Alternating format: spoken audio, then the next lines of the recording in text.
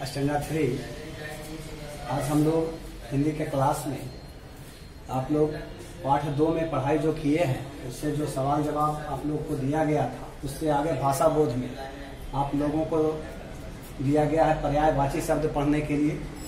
तो पर्यायवाची की सबसे पहले हम लोग परिभाषा जानते हैं कि क्या है। तो जिन शब्दों के अर्थ एक जैसे होते हैं उन्हें समान अर्थ वाले या पर्यायवाची शब्द कहते हैं।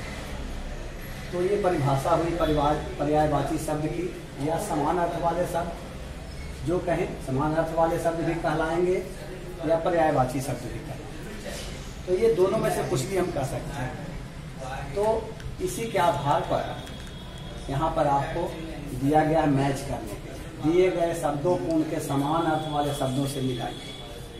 यहाँ पर हम देखते हैं कि घर को और क्या क्या कहा जाता है।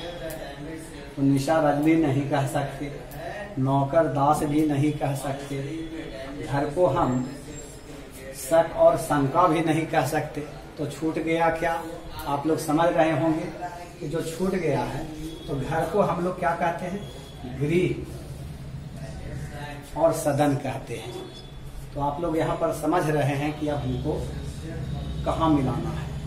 संदेह का अर्थ क्या होता है, संदेह का जो पर्याय शब्द होगा उसको उससे मिलाना कर देना है। सेवा का क्या होगा, सेवा का अर्थ क्या होता है उसको उससे मिलान कर देना है। रात का अर्थ क्या होता है उसको उससे मिलान कर देना है। अब दूसरे नंबर में आप लोग ध्यान देंगे, अड़ा और अढ़ा से बनने वाले 3 शब्द, अड़ा और अढ़ा से बनने वाले 3 शब्द हम अड़ा के प्रयोग से देखते हैं। एक शब्द बना यहाँ पर जड़, अड़ा आ गया। यहाँ पर बड़ाई लिख रहे हैं, अड़ा आ गया। यहाँ पर अंगड़ाई लिख रहे हैं, यहाँ भी अड़ा आ गया। इसी तरह से ढा से बनने वाले शब्द 3 आपको लिखने हैं। तो यहाँ तक मैं समझता हूँ कि सभी बच्चे समझ रहे हैं। इसको आप लोग अपने नोटबुक्स में या कॉपी में बनाएंगे और इसको रिमाइंड करें। आगे जो आप लोगों को दिया गया तीसरे नंबर में पढ़िए, समझिए और लिखिए के आधार पर आप लोगों को कुछ सवाल रहेगा।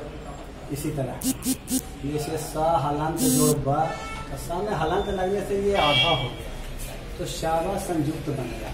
शावा संयुक्त से 3 शब्द बनाना है। तो पहला शब्द है स्वाद, दूसरा शब्द है स्वभाव और तीसरा शब्द है स्वाधीन। इसी तरह का शब्द टाठा संयुक्त से बनाना है। आप लोग बनाएंगे टाठा संयुक्त से, टाठा संयुक्त यहाँ पर लिखा जाएगा। फिर बनाएंगे इस तरह से 3 शब्द। फिर चौथे नंबर पर जो है आप लोगों को कुछ शब्द दिए जाएंगे, इसका आप लोगों को अर्थ लिखना है और उसे याद भी करना है। साथ साथ ये भी सीखना है कि हम इसका वाक्य प्रयोग भी करना जाने। जैसे यहाँ पर जो शब्द ये दिया गया है ये पाठ पर आधारित है। दूसरा पाठ जो आपने पढ़ाई की है उसी पर आधारित है, बीरबल की चतुराई से ही। इसको भी आप लोग क्या आप लोगों ने अब तक अवधारणा इसका याद किया है, इसके आधार पर आप लोगों को इस पर सवाल भी भेजा जाएगा। आप लोग उसे भी बनाएंगे। धन्यवाद।